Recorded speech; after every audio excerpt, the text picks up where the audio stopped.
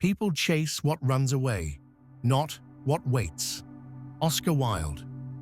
Before we begin, here's a small ritual. Write in the comments one word that accurately describes your current state. Sign it, and let's get started.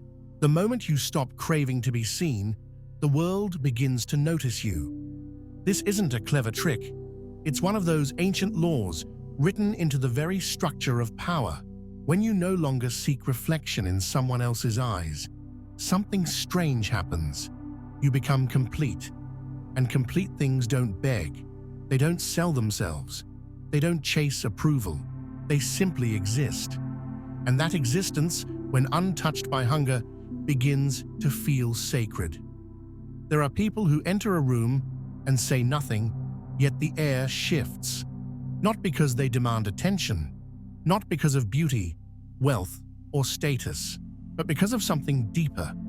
A presence stripped of need. Their gaze is clean. Their silence is charged. They carry themselves like they've returned from someplace most people are afraid to enter. True solitude. To be detached is not to be cold. It's to be free. And freedom, real freedom, feels rare, expensive, valuable. People can't explain it, but they feel it. It disorients them, because most are used to invisible hooks in every interaction. Subtle pulls, quiet desperation, the background noise of someone wanting something. But when you show up empty-handed, with no emotional bargaining chips, something flips. They don't know what to do with you. You become unpredictable.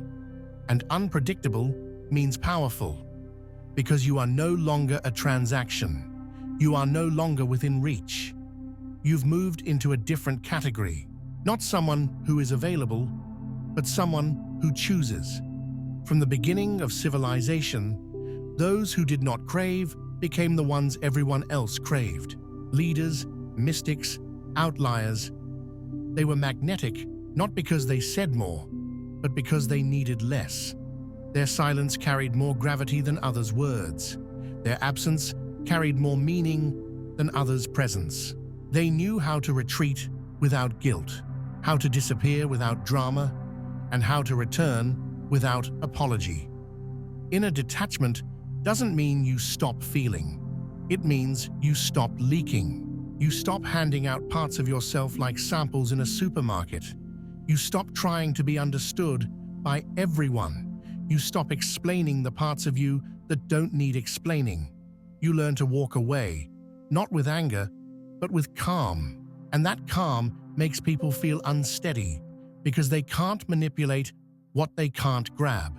Humans respect what they can't own. They revere what they can't predict. They chase what doesn't need chasing. And this is the doorway, the first invisible doorway, into being perceived not as noise, not as convenience, not as background, but as rarity, as luxury, as something felt more than understood. Inner detachment isn't emptiness, it's density. It's the art of being full. So full you no longer need to take. So grounded that even silence feels like a boundary.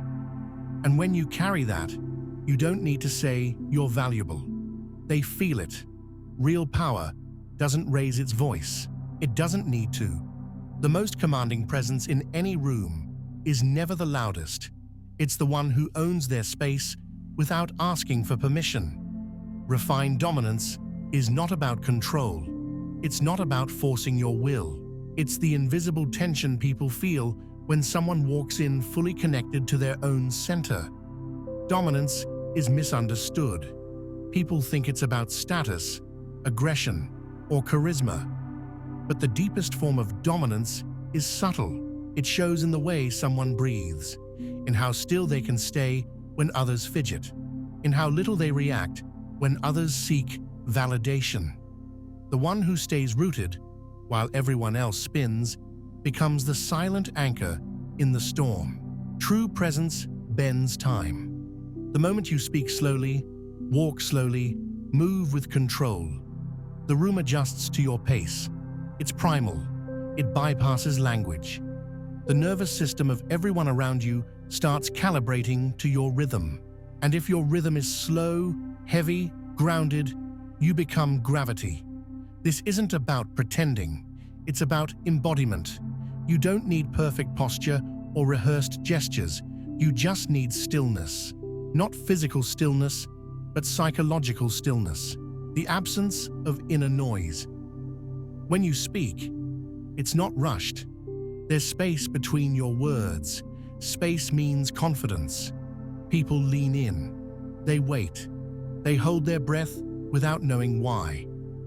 Refined dominance is not about winning arguments. It's not about asserting opinions. It's about holding such a stable frequency that others begin to doubt theirs. They feel you, even when you don't speak. They adjust themselves slightly. Their voice drops.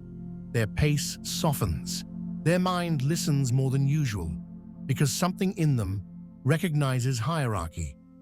Not artificial hierarchy, biological hierarchy, the ancient kind. In every group, even today, this still exists. The one who commands attention without seeking it. The one who rarely interrupts, who never begs, who doesn't smile out of politeness, who never over-explains. The one who holds silence like a blade. Animals recognize this instantly. So do children. So do people who have been through enough pain to sense what's real. They feel it in their skin. It's not charisma. It's not charm. It's power. And that power doesn't come from being aggressive. It comes from being unshakable.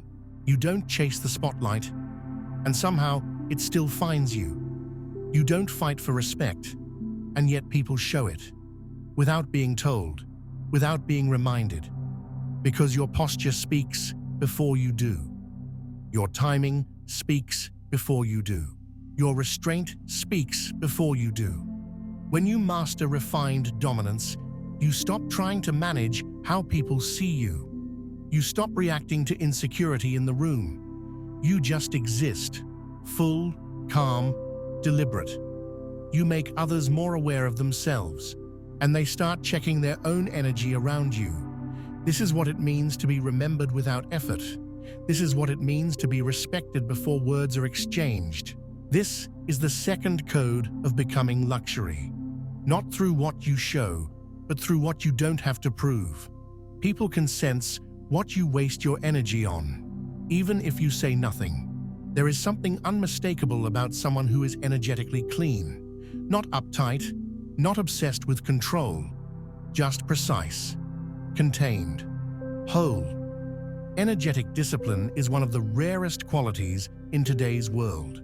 It's the quiet intensity of someone who does not scatter themselves, someone who isn't plugged into everything, commenting on everything, reacting to everything. They're not everywhere, and that's why people feel their presence when they appear. You can't fake this. It's not an attitude. It's a vibration. Most people feel like noise, fragmented, drained, constantly pulled by 1,000 invisible threads. But someone who's disciplined with their energy feels like a center of gravity. People slow down around them. Something unspoken tells them, this one values themselves. Be careful with their space. This kind of power doesn't shout. It whispers. It hums under the surface. You won't find it in people who seek attention. You'll find it in the ones who select what they give their attention to, ruthlessly, calmly, without guilt. Energetic discipline means not explaining your boundaries, just embodying them. You don't say, I'm busy. Your life shows it. You don't say, I don't tolerate chaos. Your energy doesn't allow it near you. Your presence alone filters out what doesn't match. And it's not just about avoidance. It's about where you place your focus, who you let close, what you consume, what you engage with. Everything you give energy to either strengthens your field or weakens it. Every yes you give is a small contract, so you learn to say no without needing a reason. The disciplined one feels sacred because they treat their own energy as sacred. They don't leak it to every small conflict, every mindless trend, every irrelevant drama. They don't rush to correct, argue, or fix. They know what their energy is worth, and that knowing is the message, without saying a word. You'll notice this in the way they listen, deeply, without distraction, or in the way they say less, but each word lands with more weight. You'll feel it in how they walk into a place and don't scan the room for recognition. They aren't looking to be seen. They already see themselves. And that creates a shift. People don't just notice you. They respect their own behavior. In your presence, they become more careful, more intentional, not because you told them to, but because your energy sets a standard. Energetic discipline is invisible until it's felt. Then it's unforgettable. You stop being a person who's available to everyone. You become someone whose time is measured, whose presence is rare, whose yes means something. And in a world addicted to urgency, that kind of clarity is pure power. Luxury isn't about having more. It's about leaking less. It's about becoming so rooted in your own frequency that the world reshapes itself around you. Not because you force it, but because you've mastered what most ignore. The art of not giving your life away in pieces. There's a kind of presence that doesn't need anything from you. And that's exactly why you want to be near it. It's not cold. It's not distant. It's just complete. There's no reach in the eyes, no emotional hook in the tone, just quiet fullness. A person who is not looking to be filled becomes a source. Radical self-sufficiency is not about isolation. It's about saturation. Your soul is no longer outsourced. You no longer outsource your worth to someone's reaction, someone's love, someone's approval. You carry your own weight. You feed your own fire. You are your own shelter. People feel this instantly. They don't always understand it, but their body reacts. Around you, there's no emotional negotiation. You're not trying to extract anything. You're not trying to impress, convert, or convince. You're just being. And being, when done with full ownership, is magnetic. The truly self-sufficient don't fear loneliness. They've gone there. They've seen themselves without the mirrors. And they came back, not needy, not bitter, but sharp, whole, selective. And that's where the paradox begins. The more self-sufficient you become, the more people want a piece of you. Not because you offer yourself, but because you don't. Your absence becomes more charged than others' presence. Your silence more intimate than others' affection. It's not about withdrawing from the world. It's about no longer begging it to tell you who you are. You move from hunger to clarity, from chasing to choosing, from waiting to radiating. And that changes the entire dynamic. You're not better, you're just no longer available for emotional commerce. You've retired from the marketplace of approval. In ancient times, self-sufficient people were seen as holy. They weren't priests. They weren't kings. They were uncaptured. And that uncaptured energy is still the rarest thing in the world. When you embody this, people stop seeing you as an option. You become a decision, a risk, a mystery. You're not there to make others feel comfortable. You're there as a living standard. And that standard either inspires people or disturbs them. Both are signs it's working. The world is filled with people trying to be chosen. But the ones who get chosen again and again are the ones who don't need to be, because need dilutes value, and absence, when it's true, sharpens it. Radical self-sufficiency feels like standing alone on solid ground, while everyone else is still searching for it. You no longer need constant reassurance, attention, or emotional fixing. You don't chase connections. You select them. You're not desperate to be seen. You're too focused on seeing clearly. And that clarity, that independence, that emotional wealth, it does something rare. It teaches others how to value you without you asking. You don't demand respect. You carry it. And in doing so, you show people what true presence really feels like. Undeniable, untouchable, unforgettable. Real presence is not built on perfection. It's built on depth. And depth comes from darkness. Not the kind you flaunt for attention. Not the kind you dramatize for sympathy. But the real kind. The unspoken, unpolished, unfiltered shadow that most people spend their lives avoiding.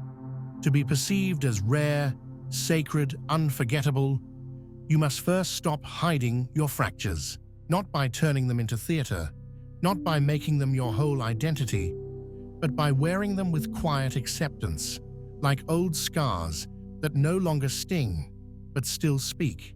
The most powerful people you've ever met carry a strange weight in their presence. Not heaviness, but gravity. It's the kind of energy that makes you sit up straighter without knowing why. And often, it's because they've met their shadow and made peace with it. They've touched their own madness and didn't flinch. They've walked through shame, envy, rage, grief, and came out with no need to pretend it never happened. That kind of self-honesty creates a field. It pulls people in, not because it's charming, but because it's true. Most people wear masks so often, they forget they're wearing them. They polish themselves into smoothness, into predictability, into safety.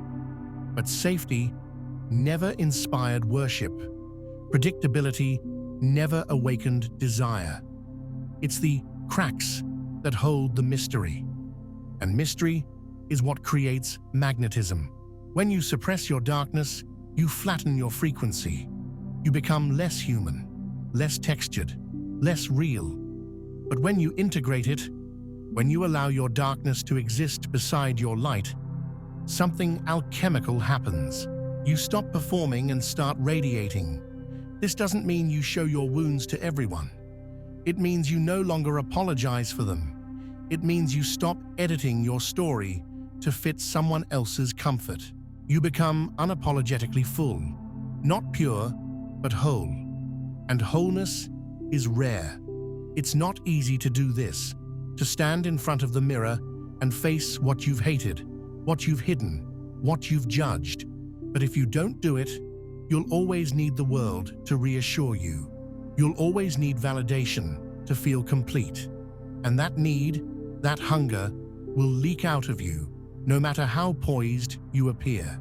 The ones who are truly unforgettable have depth that scares people.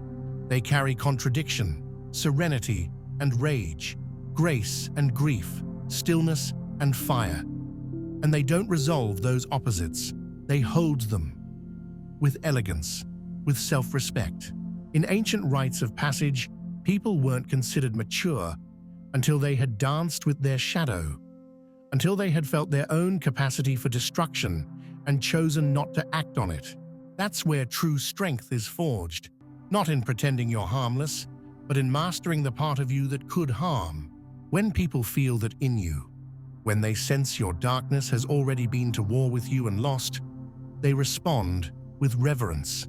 They may not say it out loud, but their tone changes, their posture shifts, their energy softens, because what they're sensing is not just a person. They're sensing someone who has gone into the underworld and returned crowned in silence. There's a level of presence that goes beyond admiration, beyond attraction, beyond respect. It's the silent recognition that someone cannot be owned, that their value is beyond transaction, that their being is not on offer. It's an encounter.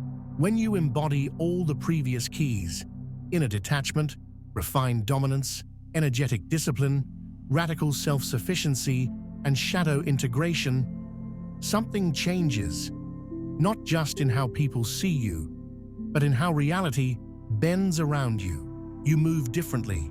You don't chase outcomes. You don't chase people. You don't even chase meaning. You walk with it. You no longer worry about being misunderstood, because you know the right ones will feel you. You don't adjust your truth to fit the moment. You don't dilute your power to make others comfortable. You simply remain grounded, lucid, and untamed. And that's where reverence begins. In the ancient world, people didn't worship idols. They worshipped force. Not aggression, but presence. A presence that couldn't be decoded. That felt ancient, vast, and dangerously calm. You don't need a throne to be revered. You need essence. And essence is not built, it's remembered. You begin to radiate that kind of essence when you stop performing.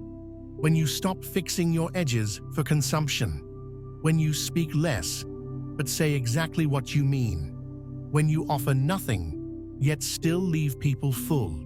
This is how you become untouchable. Not invulnerable, but unfakeable. No one can recreate you. You are not a role. You are not a template.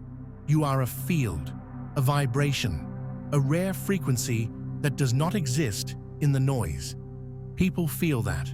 It moves beneath their logic. It bypasses their categories.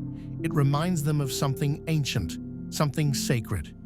They may not call it God, but they'll know it's close. And now, as promised, here is the one, final, secret principle. The one that activates all the rest and guarantees you are respected every time, no matter who stands in front of you. Never enter a space needing to be liked. Enter as if you've already been chosen by something higher than them. Not arrogant, not above, just chosen.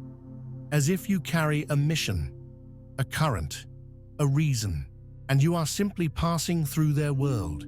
Not to impress, not to compete, but to remind.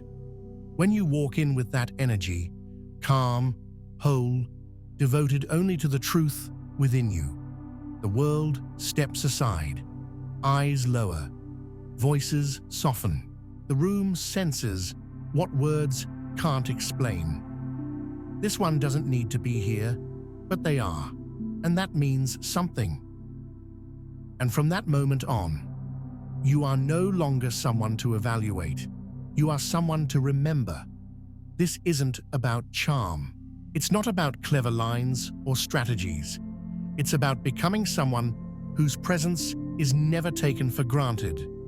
Someone who, when they speak, silence grows around their words. Someone who doesn't enter rooms hoping to be accepted, but enters with the quiet knowing that their being is already an offering. To be perceived as luxury, not a favor, not a duty, you must move differently. You must remain inwardly detached, not cold, not distant, but free from needing anyone to complete you. Freedom is magnetic. Detachment is power. You must master refined dominance. That still, grounded authority that bends space without force. Speak less. Hold silence longer. Let the air do the work for you. You must hold energetic discipline. Your attention is sacred. Where you place it defines your worth. Don't give your energy to what doesn't expand you. Don't scatter. Radiate. You must live in radical self-sufficiency. Don't wait to be chosen. Choose yourself so deeply that others feel honored to be chosen by you. You are not seeking a place to belong. You are the place, and you must embrace your shadow. Not flaunt it, not hide it, integrate it. Wear your wounds as quiet armor. Let your scars speak for you. People don't revere what is perfect. They revere what is whole. These are not tricks. They are transformations. They do not make you appear powerful. They make you undeniable. And now, take this with you. In every conversation, in every encounter, let your energy say the one thing that needs no words. I do not need to be here, but I am, and that is your privilege. Let them feel that, then leave, quietly, fully, entirely, and they will remember you, not because you stayed, but because something about you never left. We're sure you've discovered plenty of value, so subscribe now and stay connected.